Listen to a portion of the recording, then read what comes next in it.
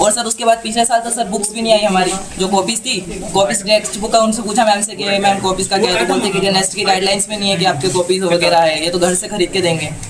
और उसके बाद सर हमारी कॉमर्स स्ट्रीम की बात, सर कॉमर्स स्ट्रीम तो हमारी नहीं है सर, उसकी बुक्स भी नहीं आई सर, ना तो 11th की आई है ना 12th की आई सर। 12th का भी कितना सेशन लिया हमारा हो गया कि अभी सिलेबस भी हमारा चल रहा है, लेकिन है ना मैम ने है ना हमको उनकी पर्सनल्स लाके उन्होंने लाके दी कि है ना ये रही, इससे आप पढ़िए जब तक आएगी स्कूल से। सर अभी तक आई नहीं है कविता मैम, जो हमारे कॉमर्स वाले हैं उन्होंने हमें लाके दिए। और सर अभी सामान देखिए सर आप, ये जो सामान है जो हमको मिला है सर, अब ये बताइए आप, ये जो छोटे छोटे सामान दे रखे इतना, अब सर ये भी बोला है 1.5 महीने का है, लेकिन सर है ना जो आप सर देखिए, आप खुद ही 3 महीने का सर, 3 महीने का देखिए सर, आप ये बताइए आप चला लेंगे इसे 3 महीने? सर हम प्रिंसिपल मैम के पास जा ही नहीं सकते, अगर हम उनके पास जाने बोलते हैं तो बोलते हैं कि वो टीचर्स को बोलते हैं कि टीचर्स आप लोग ही वो करो, टीचर्स के ऊपर वो कर देते हैं। हम आपको बताएं, हम प्रिंसिपल ऑफिस में जाते हैं तो उनको डायरेक्ट वो हमारे टीचर्स को बोलते हैं कि है ना टीचर्स ने भेज रहे बच्चे को, इसलिए वो डायरेक्ट टीचर्स पर ब्लेम करते हैं। सर उसका तो हमें नहीं पता, लेकिन है जो सामान है ना हमें आना चाहिए था हमारे पास, लेकिन वो नहीं आया। जैसा भी सर बता रहे कटिंग के पैसे और ये सब, कटिंग का पैसा सर हमको इतना 2 साल हो गया अभी तक मिला ही नहीं है।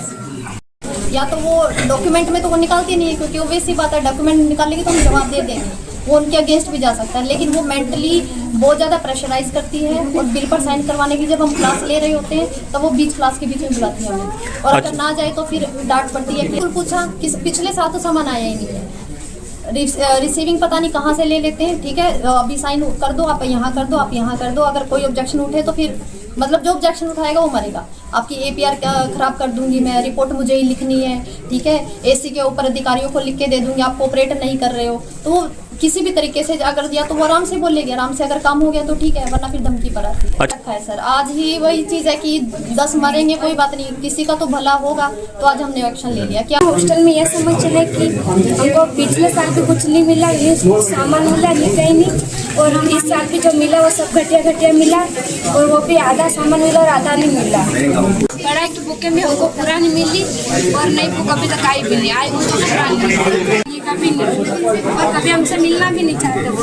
सर ऐसा बोला कि मैम ने कि आदिवासी समाज पर कुछ गलत बातें बोली हमको, पूरे हॉस्टल वालों को, कि आदिवासी के बच्चे कभी नहीं सोचेंगे, डोरे डांटे सोचनपुर कभी तोड़ पूरा नहीं, कभी सुधरे होंगे नहीं,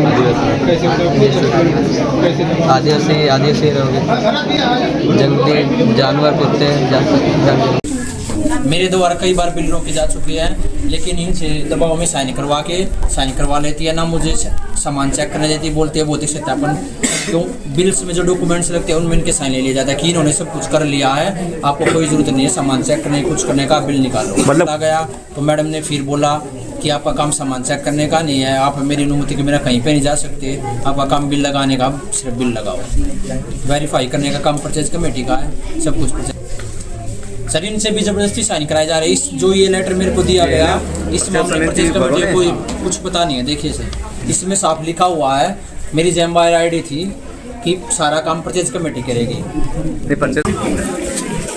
जब से विद्यालय लगा मेरा यहाँ आना नहीं हुआ, आज जब सारी शिकायतें मुझे अवगत हुई है, मैं यहाँ पर आकर देख रहा हूँ इतना भ्रष्टाचार है यहाँ पर। बच्चों को जो सामग्री उपलब्ध कराना चाहिए वो सामग्री नहीं है।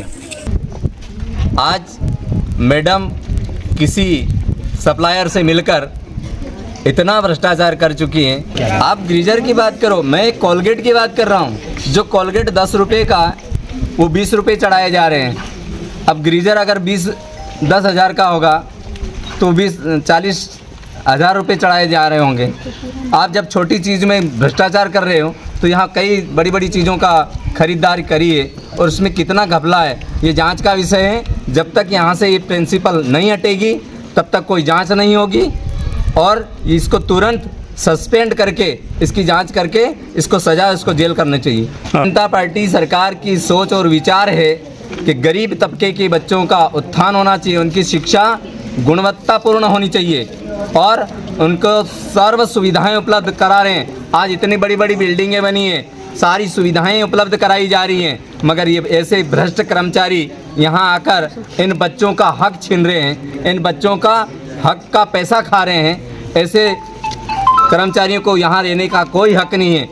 इस प्रकार का प्रिंसिपल यहाँ पर जो मुखिया है वो ऐसे संस्थाओं का भ्रष्टाचार कर रहा है, उसका कहना है कि मैं एससी को भी देती हूँ, कलेक्टर को भी दूंगी। ये शब्द है उनके। सस्पेंड करें और उसके खिलाफ जांच करें। अगर प्रशासन उसको सस्पेंड नहीं करती है, मैं पूरा गांव लेकर यहाँ पर धरने पर बैठूंगा। ऐसे सूचना मिली थी कि बच्चे थोड़े से असंतुष्ट हैं इन व्यवस्थाओं से। उसी संबंध में यहाँ पर मैं एक्चुअली साथ में नोटिस पे भी है। तो अब बच्चों के बयान में टीचर्स के अब जो भी